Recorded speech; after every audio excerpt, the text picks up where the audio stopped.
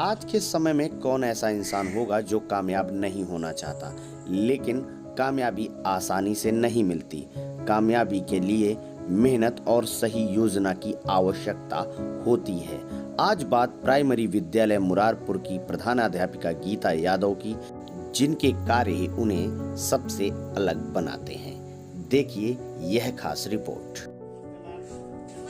आप सब लोग क्वारंटाइन है? जी बिल्कुल। कब से हैं? अब हम लोगों के सबका अलग अलग दिन है। आज मेरा पहला दिन है। इन लोगों से हमने बात करी है अभी, तो इनका दूसरा दिन था। ये 4 दिन से है। कोई दिक्कत तो नहीं? अभी तक तो कोई दिक्कत नहीं। आप लोगों की मतलब परमानेंट ड्यूटी रहती है? आप लोग यहाँ मिलने डेली आते हैं? नहीं ऐसा नहीं है। वो बस ये देखना था कि नमस्ते सर। ये रूम खुले हुए हैं या नहीं खुले हुए हैं। बातचीत के बाद प्रधानाध्यापिका सभी से मिलती हैं। तब तक मैं आपका परिचय सभी से कराता हूँ।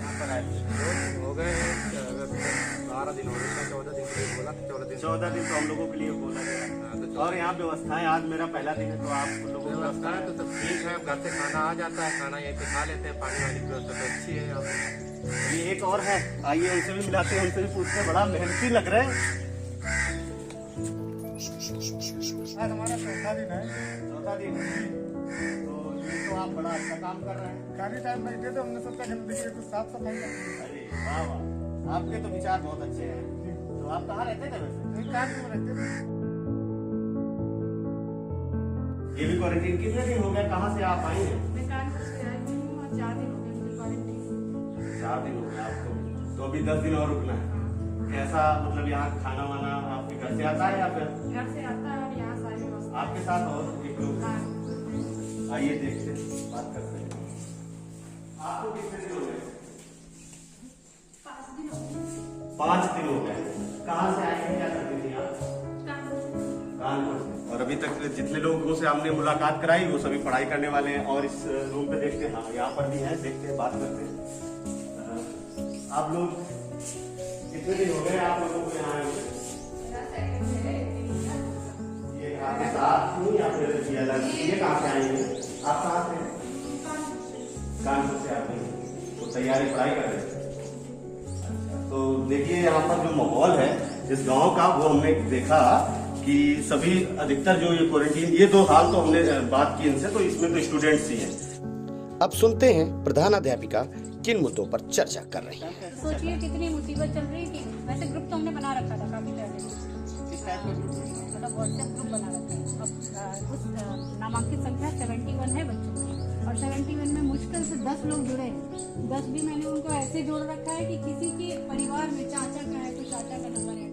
तो कहना ये था, थोड़ा सा बात ये कर रहे थे कि मैं शुरुआत कर रही थी, तो कुछ तो ये जैसे ये दीक्षा है, इसने मेरे यहाँ से ही ट्रेन किया, यहाँ से हाँ बता रही थी कि कानपुर में तैयारी कर रही है। सबसे बात करी मैं हमने अभी, आप जब आई थी उससे पहले हमने सबसे बात करी। मैं थोड़ा सा एक चीज सपोर्ट चाह रही हूँ आपसे, क्योंकि इस समय मेरे बच्चे पढ़ाई की बता रहे हैं। अभी तो नहीं कह रही हूँ, क्योंकि अभी आप लोग अभी हम लोग खुद यहाँ पर क्वारंटीन बांटेंगे कि हम लोग बाहर नहीं निकलने देते मैम, गेट के बाहर नहीं निकलने देते। आपके लिए भी अच्छा है, ये तो आपके है। वहाँ वालों के लिए भी अच्छा है कि नहीं निकलने के लिए हेल्प कर दें, बस इतनी सी। क्योंकि मेरी जो एक पहुँच है ना, वो बच्चों तक नहीं बन पा रही है, और आप लोग उसमें ब्रिज का काम कर सकते हैं, सेतु का काम कर सकते हैं। आपके रिलेटेड है मैम, तो बिल्कुल बेटा है, एजुकेशन रिलेटेड, इसके अलावा कोई काम अगर नहीं। सब लोग सहमत हो किसी एक का तो नहीं नहीं, किसी एक का नहीं करना है।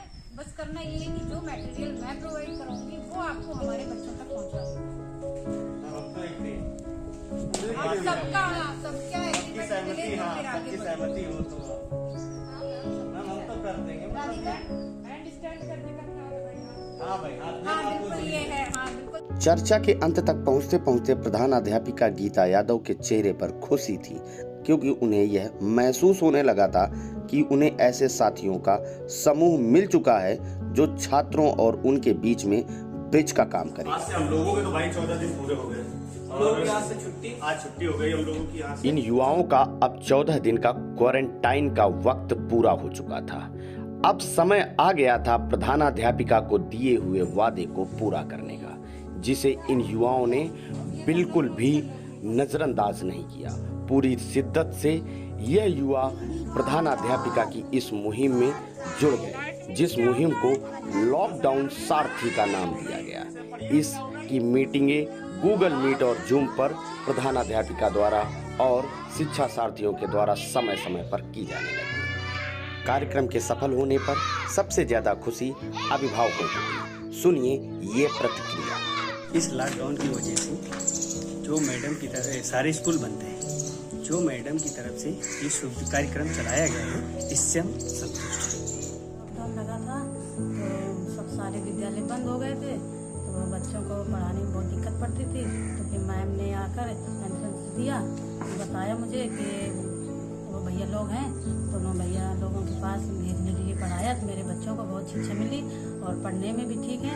और मैम का धन्यवाद और भैया लोगों को धन्यवाद। जो शिक्षा सारथी आपके साथ जुड़े हैं, उनके जुड़ने से आपको क्या मदद मिल पाई है और क्या दिक्कतें पहले आ रही थी, आज उनके जुड़ने के बाद क्या आसान हुआ है? जैसे कि अभी लॉकडाउन चल रहा है, तो इसके पहले हम लोग स्कूल की तरफ से पेरेंट्स एक ग्रुप बनाए हुए थे। उसमें कुछ ही पेरेंट्स उस ग्रुप से जुड़े हुए थे, क्योंकि एंड्रॉइड फोन सबके पास अवेलेबल नहीं था। लेकिन जब से शिक्षा सारथी बनाए गए हैं, तो वो हम लोगों का मैटर हर बच्चे तक पहुंचाते हैं। लॉकडाउन शिक्षा सारथी जो प्रोग्राम है, ये बहुत ही अच्छा प्रोग्राम है। इसका मैं भी एक टीम मेंबर हूँ। हमारी टीम के द्वारा जो लॉकडाउन में जो बच्चे स्कूल नहीं जा पा रहे हैं, उनकी मदद की जा रही है, और जिससे जुड़कर मुझे बहुत ही अच्छा लग रहा है।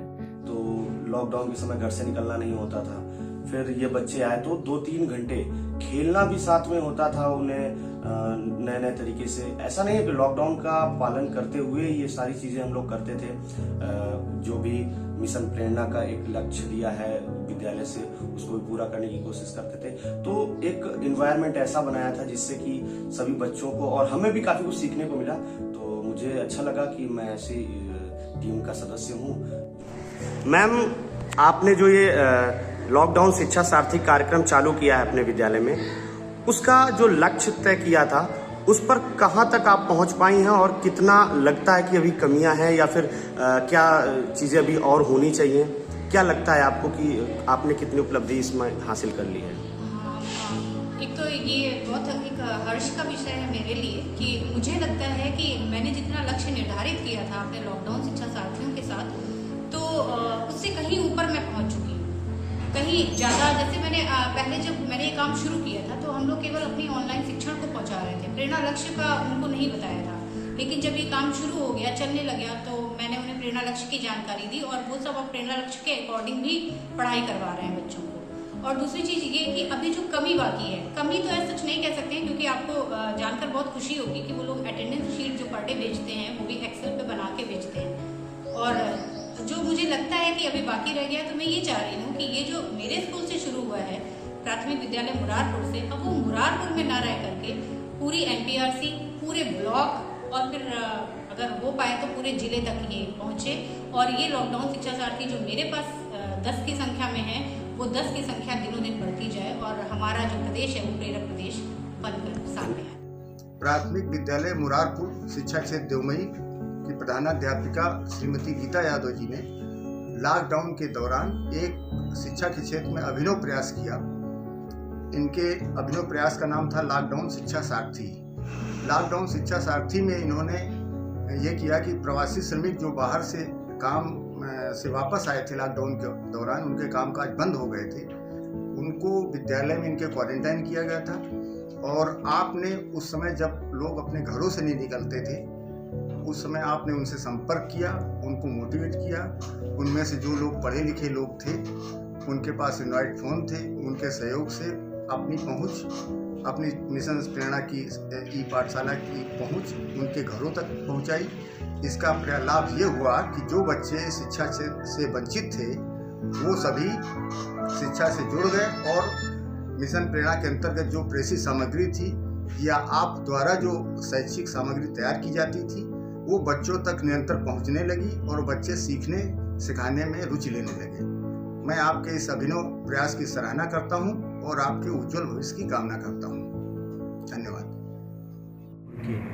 प्राथमिक विद्यालय मुरारपुर विकासखंड देवमई की प्रधानाध्यापिका श्रीमती गीता यादव ने एक अभिनव प्रयोग किया तथा वापस आए हुए प्रवासी व्यक्तियों को शिक्षा सारथी के रूप में शिक्षा क्षेत्र से जोड़ा, और जो प्राथमिक स्कूल के बच्चे थे, उनके एंड्रॉयड फ़ोन के माध्यम से उनको छोटे छोटे समूह में विभाजित करते हुए शिक्षण कार्य को सतत जारी रखा। जिसका परिणाम ये रहा कि कोविड-19 के दौरान भी जो नामांकन था उसमें लगभग 1.5 गुना की वृद्धि हुई। श्रीमती गीता यादव का यह शिक्षा सारथी के रूप में किया गया